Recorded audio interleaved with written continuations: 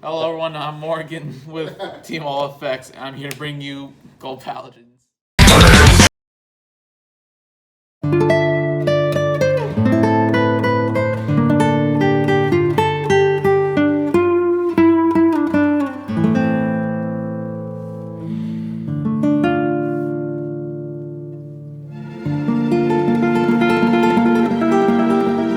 About your deck. Well, as you know, we got the fattest ban list known to man. You know, putting not only the dirty Yugi kids to shame, but also those Magic kids have to pay 5K just for 4-ofs. And so I decided I'm going to steal someone's list and make Gold Paladins circa 2021 for premium. And that's what we're going to be talking about today. As I've already just laid out for some apparent fucking reason. I'm just going to start with 3s, the cornerstone of the deck, which lets you turbo out into grade 3 before anyone allows you to do anything. Incandescent Lion Blonde Ezel at 4. Now, if you'll pardon me as I am terrible at reading.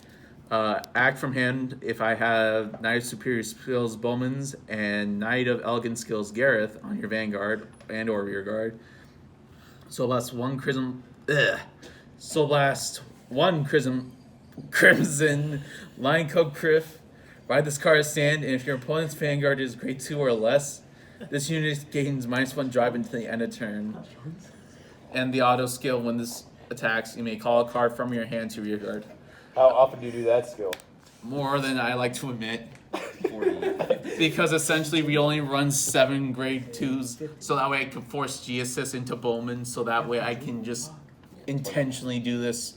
It sure taxes the hand, but at the same time, you get to go to grade 3 more consistently, as opposed to a more rounded out deck.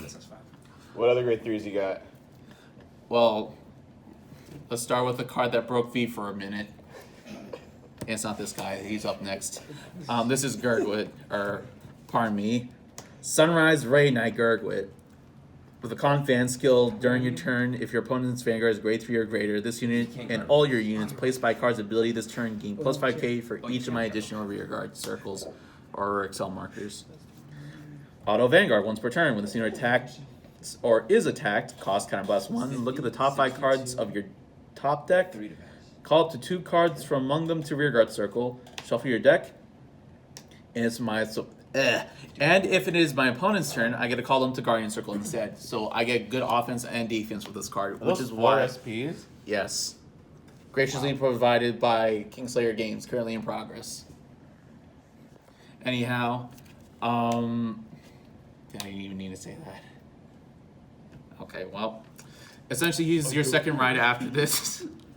So that way you'll be able to have good offense and defense. Predominantly, you're going to do this, plus the next card I'm about to show you, so that way you'll have 3 markers by the time you go into him, which will provide plus 15K to each card you'll call by ability each turn, which would be the actual card that broke V, and the best card in Gold Paladins by far, Bluish Flame Liberator, Percival. Man, there you go with that bullshit.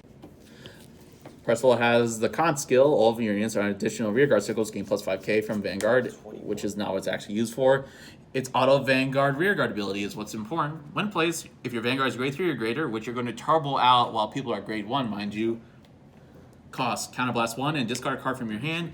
Get an imaginary gift Excel, search your deck or drop zone, very important, for 1 Oath Liberator Agilvale. At this rate, I'm going to break my tongue trying to do all these tongue twisters. Call it to rear guard circle. And if you search your deck, shuffle your deck. And you can only use the effect of cards of the same name as this once per turn. So essentially your setup will be by the first you know what? I'm just messing up a fuck ton here, but folks, give me a minute and we'll just talk about the actual combos at the end. And then we run 4 Sagramore, or Battlefield Storm Sagramore. Vanguard Rearguard skill, cost when placed from hand, Soul Blast 1, draw a card, and call a card from your hand to Rearguard Circle.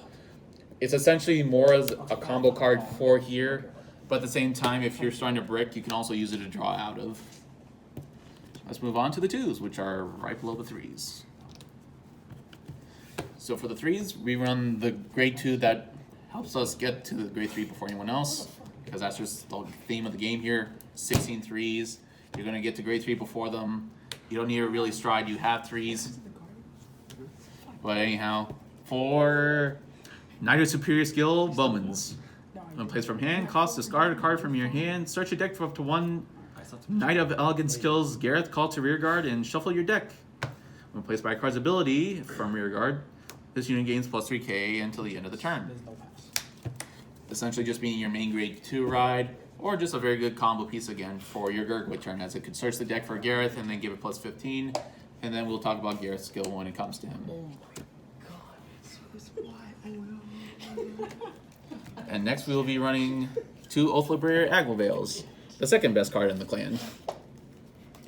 When placed, cost counterblast 1 on Vanguard Circle. Look at the top 3 cards of your deck. Call up to one of them to the Rearguard Circle. Put the rest on the bottom of your deck in any order. And from Rearguard Circle, when this unit attacks, put another Rearguard into your soul. This unit gains plus 10k into the end of the battle, and at the end of that battle, bounce this card to hand. Essentially being a constant 24 and Soul Charger, it's just a very good key card, and you don't need too much of it because you're able to search your deck with it, with Percival, so that way you can be very light on this grade 2 lineup. And then for a bit of flavor, we run the one Flame Windmill or Flame Wind Lion Wonder Ezel. Pardon me, folks. I'm gonna have to take the card real quick to read some effects. Act Vanguard Circle, Soul Blast 1, retire a Crimson Lion Beast Howl from Rearguard Circle. Search your deck for up to 1 Blonde Ezel and write it as stand, and it gets drive -1 to the end of the turn, and then you shuffle your deck. We don't use it at all for this skill because we do not run Hoel. Instead, we use it for its auto rearguard skill. When placed, you may call a card from your hand to Rearguard Circle. Essentially, another combo piece for Gurgwit. Or if you have a Sagamore in hand during the Gurgwit turn, this would help you extend it past the 2 cards that you would get from Gurgwit's top 5 skill. Now the grade 1s.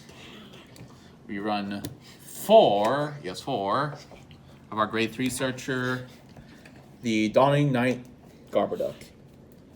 Then during your turn, if you have 2 or more of your rear guards recall this turn, this unit gains plus 5. It's very easy for this deck. You constantly call stuff.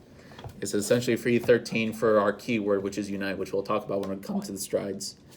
When placed from hand, look at the top 5 cards of your deck. You reveal up to 1 grade 3 from among them and put them into your hand and shuffle your deck. And if you put a card into your hand, discard a card from your hand. Grade 3 searcher, we run 16 grade 3s.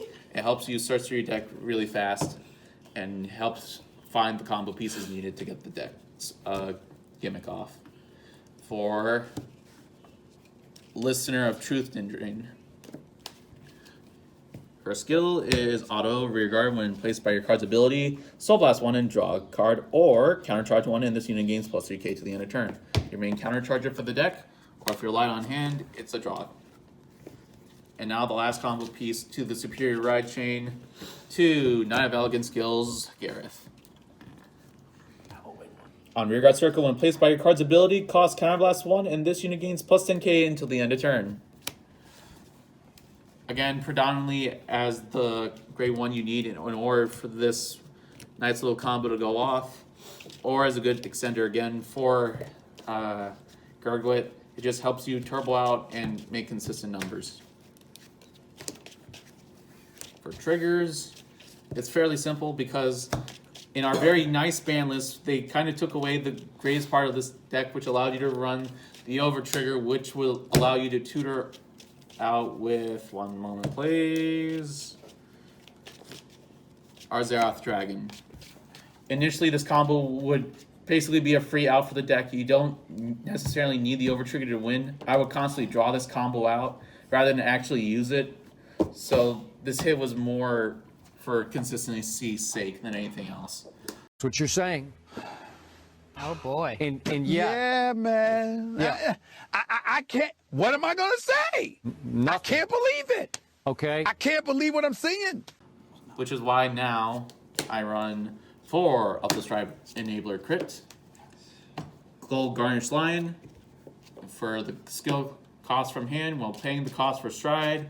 This card can be discarded for the cost of grade 3.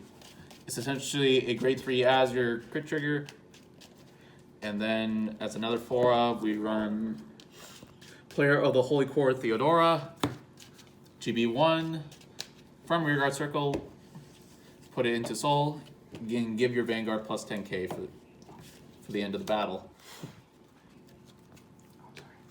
And now we will move on to our sentinels. I am running 4 Halo Shield Mark. When placed, cost discard a card from your hand, and one of your units is, or one of the attacking cards is nullified for the turn, or for the battle. I'm sorry.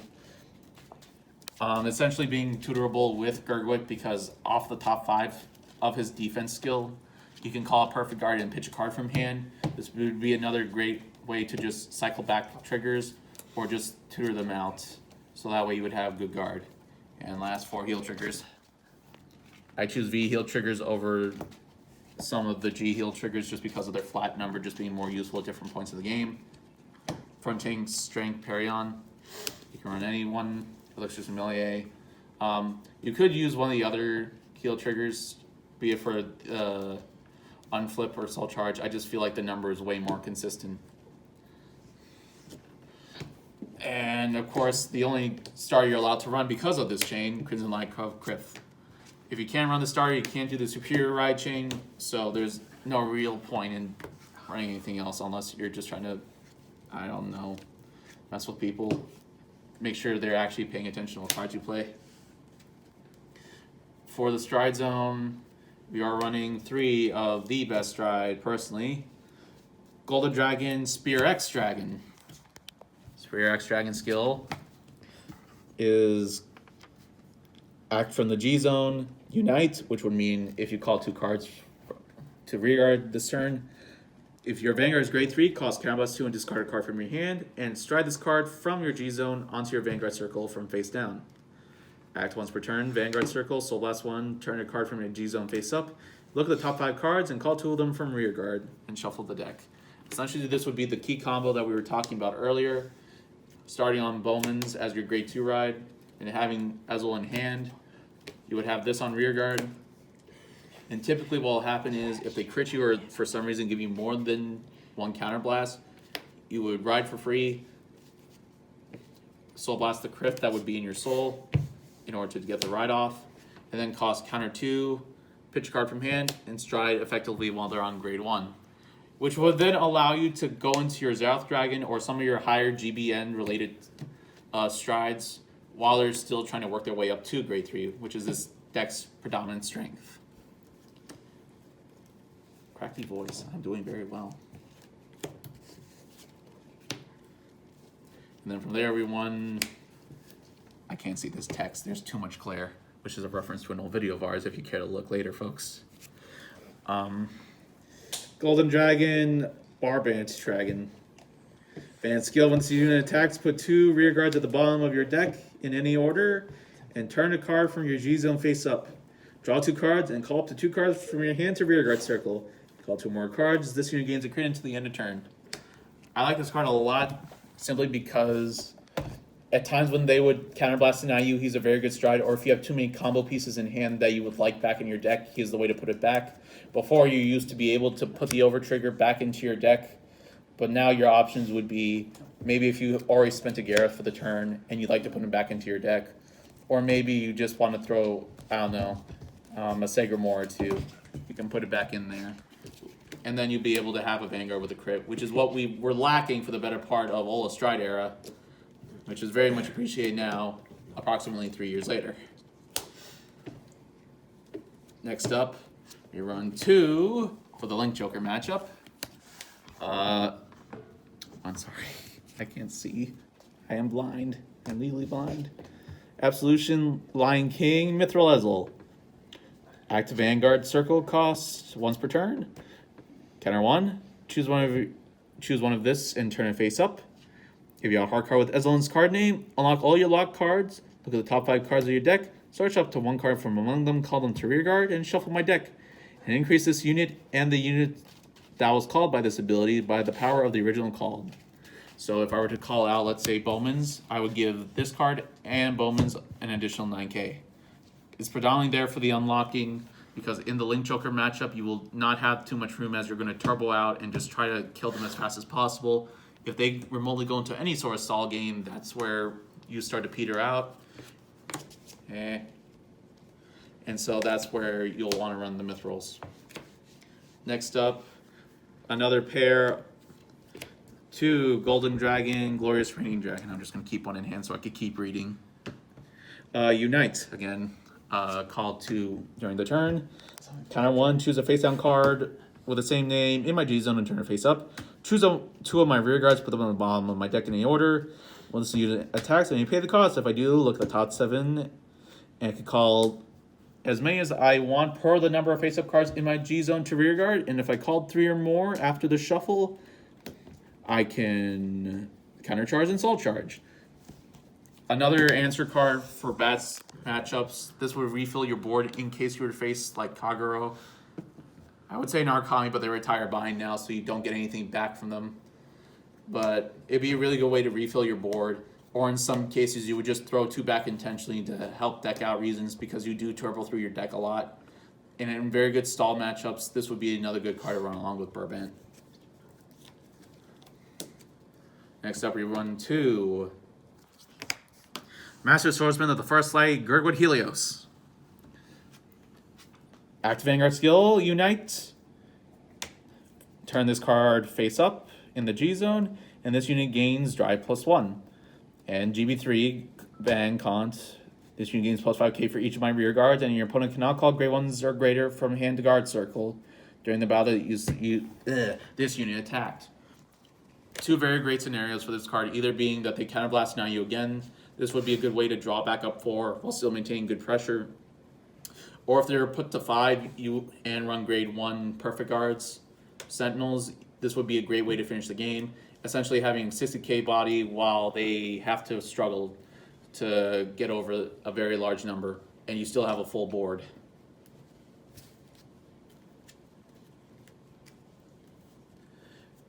Then, of course, we have to run the best card. I'm sorry. Once we get a nice shot. The Zerath Dragon of Zenith Peak Ultimate Stride, which is paying for Stride with the same card as your Vanguard. When this unit is placed on Vanguard Circle, costs counterblast 2, search your deck for up to 4 cards, shuffle my deck, and out of the 4 cards, I will call 2 among them to Rearguard Circle, and put the rest on top of my deck in any order. And until the end of the turn, choose all of your units, and they will all share the same trigger effect. The initial combo would be you would turbo into this with our superior ride chain, and then you would stack the ultimate trigger as your second trigger. First the crit and then this, so that way you would be able to effectively give everything a crit and then have 100 million power and drive checks. A very apt ban, I say, and very well deserving. And for the most part, well deserved. Now I use 2 crits as my 2 top decks. Typically you'll just deck them with whatever units you'll have left into your deck as units to call to the rear guard and dump your hand out, so that way the power is maximized for those 2 crits. There's an argument for stands, the issue being that if you run into Kagero or any other retired clans with G Guardians, it does not work as well. And I prefer the flat power and crit, so that way if you have to go into this a little earlier, this will effectively put them in a tight spot where they have to guard every attack. At 4 damage, they have to guard every rear guard at a constant at least. The lowest power we have on the deck is 4, so the lowest power would be a 24 for a game, and you'll have at least 5 to 7 attacks for this turn. And now for G Guardians. You run 3 Golden Beast Slamy Flare. G Guardian, choose one of your rear guards and put it to the bottom of your deck. Once the unit is placed on G Guardian, when it's placed on the G Circle, you pay the cost. If you do, look at the top 5 cards of your deck, choose up to 2 cards from among them with different grades and call them to the Guardian Circle and shuffle the deck.